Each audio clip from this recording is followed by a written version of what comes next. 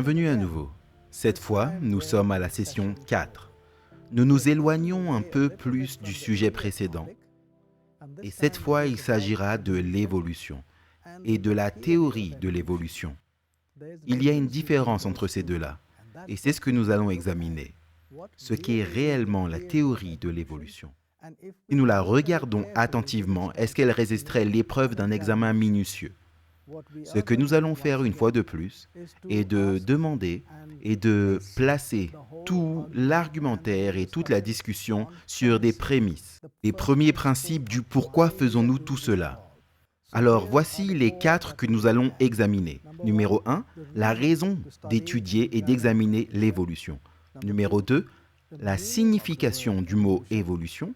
Numéro 3, la classification biologique telle que nous la connaissons. Et numéro 4, les concepts de l'évolution. Regardons-les chacun. Des raisons d'étudier l'évolution. Pourquoi devrions-nous réfléchir sur l'évolution quand tout le monde dans le monde scientifique dit que c'est vrai et que c'est bien et que c'est la chose qui s'est passée partout dans le monde? Eh bien, certaines personnes se demandent encore si les fondements de ces affirmations résisteront à un examen minutieux. Alors voici le contexte dans lequel nous allons examiner cela. Si la théorie de l'évolution a une base scientifique raisonnable, alors l'étude de la nature et des principes de la nature pourrait montrer que Dieu n'est pas nécessaire, parce que la théorie de l'évolution dit que cela s'est produit tout seul. La sélection naturelle est entrée en jeu et a formé tout le spectre d'organismes biologiques que nous avons aujourd'hui.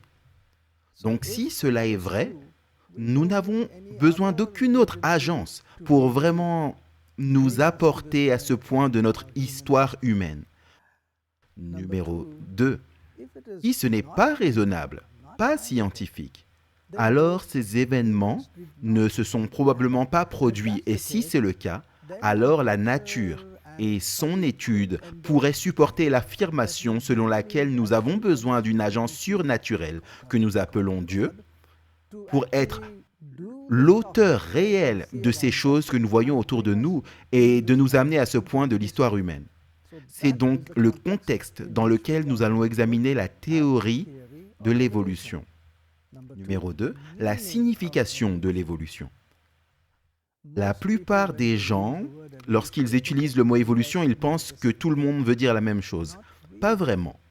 Le mot évolution lui-même signifie des changements graduels entraînant une amélioration sur une période de temps.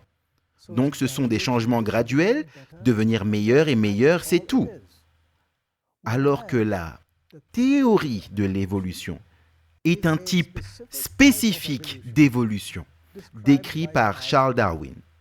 Il a dit que le point de départ était un organisme simple, puis il s'est multiplié et a fait quelques changements, et ces changements sont devenus si différents de l'original qu'il était censé être classé comme une autre espèce ou un autre genre. Puis il est passé indéfiniment d'une espèce à un genre jusqu'à ce que tout le spectre de la classification biologique que nous avons sur Terre aujourd'hui. Donc ces deux-là semblent similaires, mais ils ne le sont pas vraiment. L'évolution, ce qui signifie un changement pour le mieux sur une période de temps, est acceptable. En fait, ce sont des données d'observation qui nous permettent de dire cela. Oui, l'évolution arrive. La question maintenant est, est-ce que la théorie de l'évolution est aussi claire? Donc, nous allons au spectre de la classification. Le spectre de la classification des organismes biologiques, êtres vivants sur la Terre. Numéro 1, les espèces. Elles changent progressivement pour former des variations et des sous-espèces et des races et des types. Et la théorie de l'évolution dit que ces changements sont devenus si importants qu'il fallait classifier les organismes suivants comme différents des organismes précédents. Donc on est passé de l'espèce au genre. puis eux-mêmes se sont multipliés. Et un groupe du genre est devenu tellement différent du groupe d'origine qu'il fallait qu'ils aient une autre classification. Donc en premier espèce, puis les genres, les familles, ordres, classes, phylum, royaume et domaine. Le domaine n'est pas vraiment ce que nous voyons, cela a à voir avec les noyaux des cellules. Si une cellule a un noyau, alors elle a été classée dans ce domaine, et si elle n'a pas de noyau, alors elle est classée dans cet autre domaine. Pour nos besoins, le niveau royaume est largement suffisant. Mais si vous remarquez, j'ai surligné le mot phylum, parce que nous allons l'examiner plus tard. Regardez où se situe phylum dans la classification, là-haut, très près de royaume. Donc, quand vous regardez le spectre de classification, il est assez grand. Alors, quand nous parlons d'organismes classés, c'est ce que nous voulons dire. Et la théorie de l'évolution dit qu'en commençant par un organisme, ils se sont ramifiés et sont devenus différents jusqu'à ce que nous ayons tous les organismes qui peuvent être classés de la même manière. Ainsi donc, quand nous regardons le mot évolution, cela signifie tellement de choses pour différentes personnes. Certaines d'entre elles l'utilisent pour une certaine partie de l'évolution, certaines d'entre elles l'utilisent, disons, pour le début de l'univers entier, et certains autres l'utilisent uniquement pour traiter de la façon dont un organisme est devenu une autre espèce. Clarifions cela un peu. Alors, regardons le concept de l'évolution.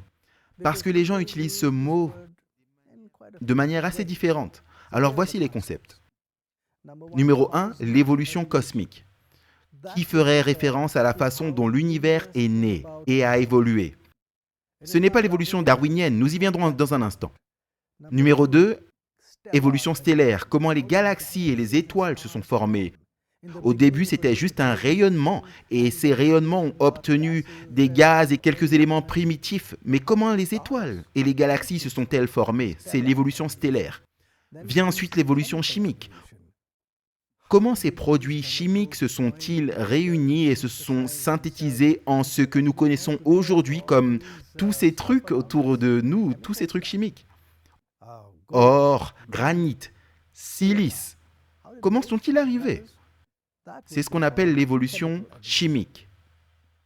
La prochaine chose qui aurait dû arriver, et ces produits chimiques, disons comme les roches, le grès, granit peut-être, sont devenus une structure très spécifique appelée cellule, structure cellulaire, de sorte que la matière inorganique est devenue organique. Donc c'est l'évolution organique.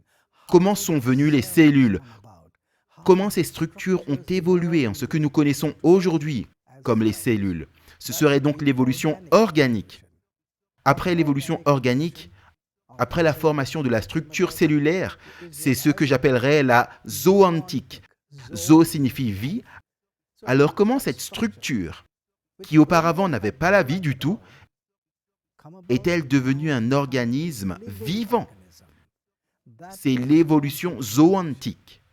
Ensuite vient l'évolution darwinienne, dans laquelle cet organisme ou cette créature s'est multiplié et a continué de se multiplier et a continué de se différencier jusqu'à ce que nous ayons tout le spectre de la classification biologique que nous avons aujourd'hui.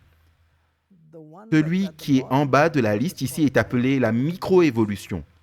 La microévolution, c'est des petites quantités d'évolution dans lesquelles une espèce devient une variation ou une sous-espèce ou un type ou une race.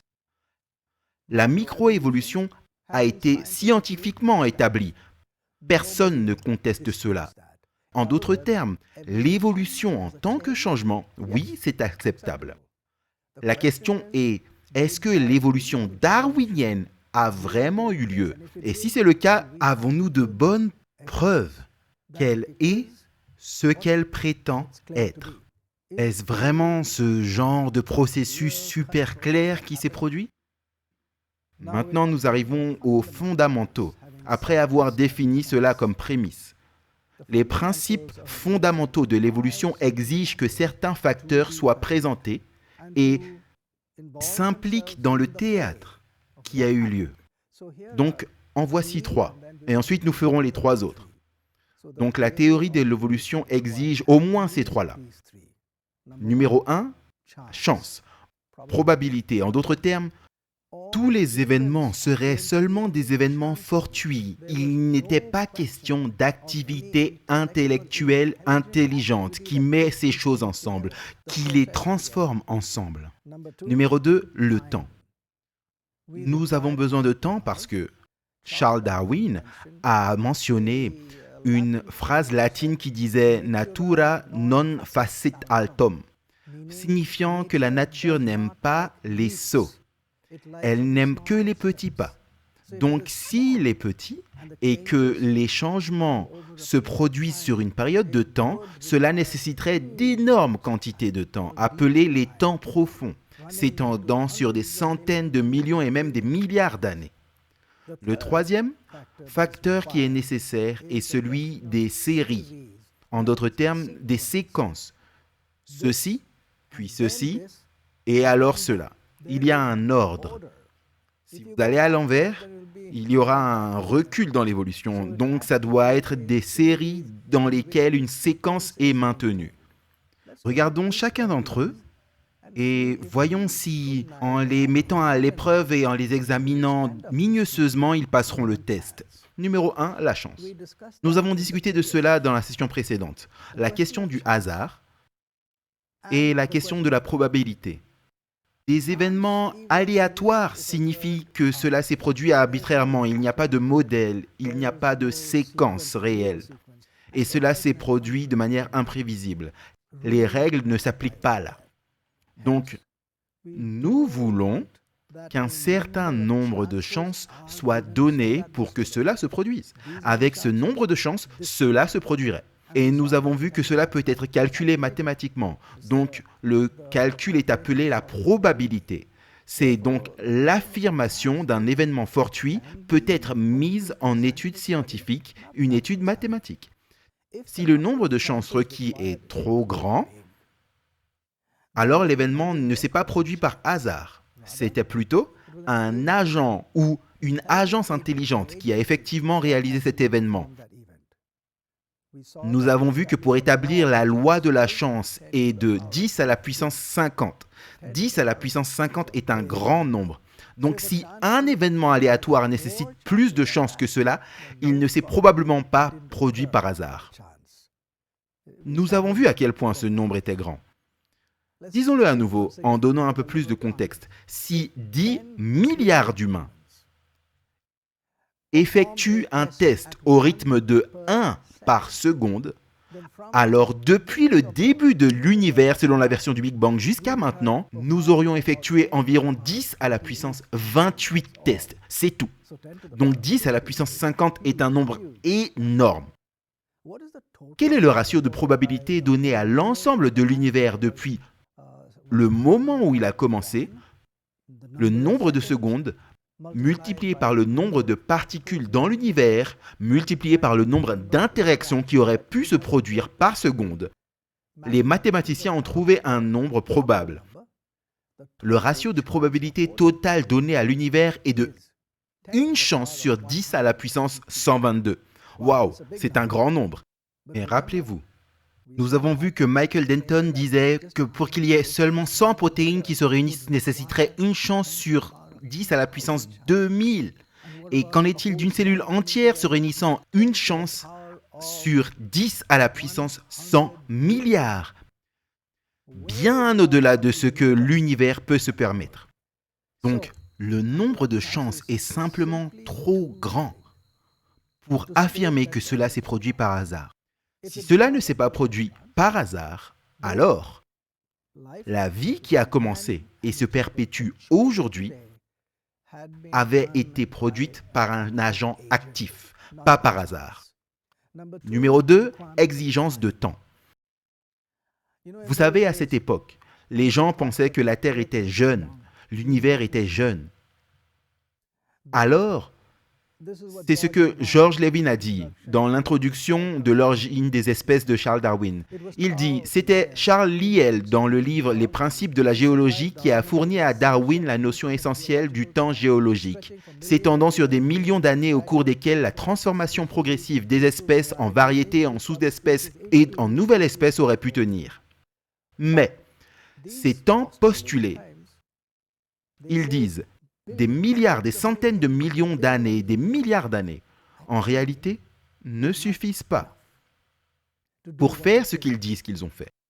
Le débat n'est pas sur un univers jeune ou un univers vieux, mais plutôt sur est-ce que l'univers vieux, qui aurait 13,72 milliards d'années, fournit suffisamment de temps pour la théorie de l'évolution. Regardez ça. Regardez un calcul. J.J. Simpson est un évolutionniste de renom. Ainsi que les montrent les calculs de J.J. Simpson sur les taux d'évolution, l'aile de chauve-souris, si évoluée par mutation médélienne normale et pression sélective, aurait dû commencer à se développer bien avant l'origine de la Terre. Juste une partie d'un animal requiert plus que l'âge de la Terre entier, 4,5 milliards d'années. Numéro 2. L'origine des espèces de Charles Darwin a un seul diagramme dans lequel il y a des lignes tracées sur une page, ce qui signifie que chaque ligne représentait environ 1 million à 1 milliard de générations. Maintenant, il y avait 10 lignes, donc après 10, c'est devenu une variété. Si l'âge de l'éléphant ou la génération d'un éléphant est de 30 années et chacune de ces lignes vaut 1 milliard. Il faudrait donc 30 milliards d'années pour changer un éléphant en une seule de sa variété. Pas assez de temps. Numéro 3. Les astronomes nous ont dit que des galaxies distantes de 12 milliards d'années-lumière ont été détectées et que cela fait 1368 trillions de kilomètres. Maintenant, comment sont-elles allées si loin ? Nous savons que les galaxies se déplacent. Notre propre galaxie se déplace à la vitesse de 19 milliards de kilomètres par an. Même à 10 fois cette vitesse, il aurait fallu à cette galaxie 7000 milliards d'années pour arriver là. Comment cela se compare-t-il aux 13,72 milliards d'années qu'aurait l'univers que nous avons aujourd'hui ? Puis la séquence correcte. D'abord l'espèce, puis la variété. L'espèce est le parent, puis la variété. Mais regardez ce que sont les propres mots de Charles Darwin. Il a été frappé à quel point la distinction entre les espèces dans la variété était totalement vague et arbitraire. L'espèce ou le parent était parfois, peu importe celui qui a été découvert en premier, celui qui était le plus commun ou celui dont le nombre était le plus grand ou celui qui était le plus largement distribué. Ce n'est pas une séquence, c'est un autre fait à ajouter. Donc si c'est le cas, alors il est possible que le parent n'était pas vraiment le parent mais la fille, ou la fille n'était pas vraiment la fille mais le parent. Si c'est le cas, la théorie de l'évolution marche à reculons. Maintenant, 3 autres facteurs fondamentaux.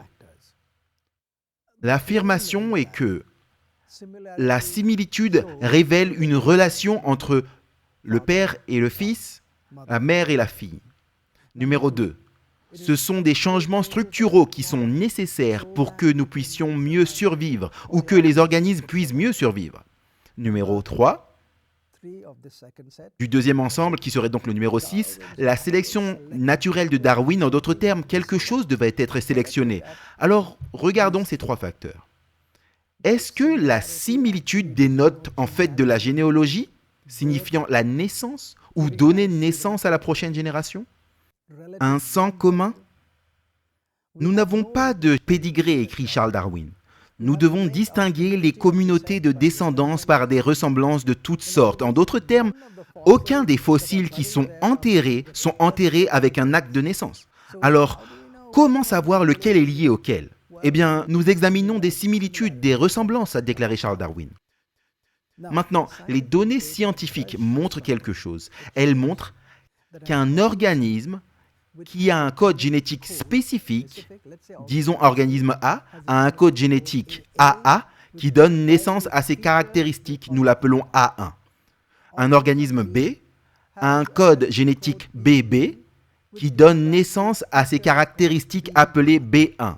Nous savons que les codes génétiques, s'ils sont proches les uns des autres, donneront naissance à des caractéristiques proches les unes des autres. Ce qui est accepté, tout le monde le reconnaît. Et donc, ils disent que cela montre bien qu'ils ont changé. Mais non. AA produisant A1 et un ensemble. Nous sommes d'accord. BB produisant caractéristique B1 est un autre set. Mais cela ne veut pas dire que A est devenu B. Pour que A devienne B, nous avons besoin d'une série fluide d'intermédiaires qui montrent que A est devenu un peu différent et puis est devenu B. Mais ça n'a jamais été démontré. Alors voici ce que dit Heribert Nielsen d'Europe, un grand scientifique, un scientifique qui était bien connu là-bas. Il dit « Nous avons également prouvé qu'une similitude morphologique entre les organismes ne peut pas être utilisée comme une preuve d'une relation phylogénétique ou évolutive. En d'autres termes, simplement parce qu'ils sont similaires ne signifie pas que l'un est sorti de l'autre. L'un était la fille de ce parent. » Qu'en est-il d'Austin Clarke? Regardez ces mots. Il n'y a pas la moindre preuve qu'un groupe des principaux groupes est né d'un autre. Cette idée qu'ils ont émergé d'un autre groupe était basée sur la théorie, espérant que la théorie serait établie. Et si la théorie n'était pas établie? Par des informations et des données que nous obtenons de l'archive des fossiles qui s'appelle la paléontologie, et si nous n'obtenons pas ces données, le fait est que nous n'avons toujours pas de données.